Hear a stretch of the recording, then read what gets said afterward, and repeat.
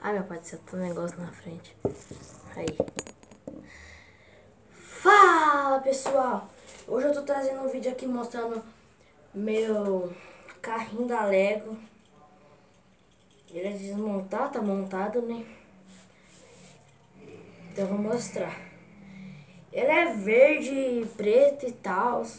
Eu só não entendi porque tem esse negocinho laranja, amarelo, quer dizer. Me senti daltônica agora. Aqui, ó. Esse negocinho amarelo.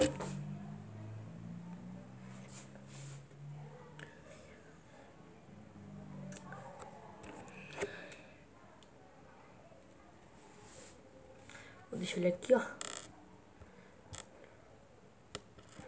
Deixar a borracha em cima.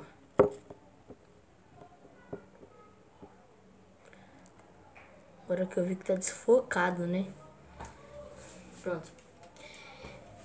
As rodas são de borracha. Elas saem, ó.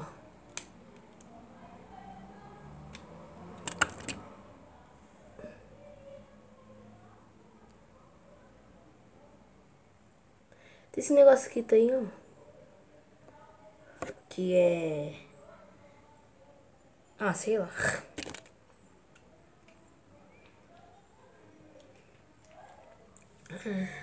Eita, desfocou de novo, meu pai do céu. Aí, focou. E eles giram rápido, ó.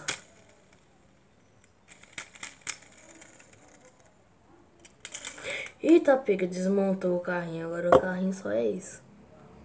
Mano, agora o carrinho virou outro carrinho. Porque, ó como que o carrinho tá. Mano, desmontou. Virou uma moto. Nossa. Vou tentar conectar aqui. Pá.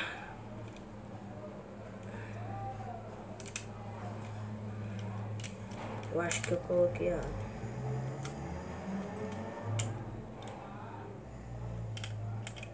Eita, eu coloquei errado mesmo.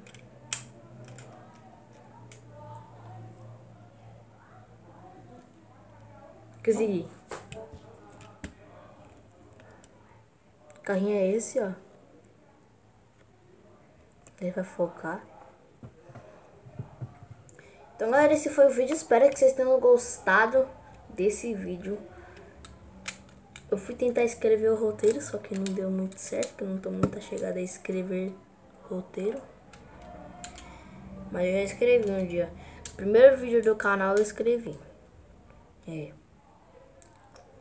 Dessa parte amarela aqui eu não lembro onde estava. Ah, é aqui, ó.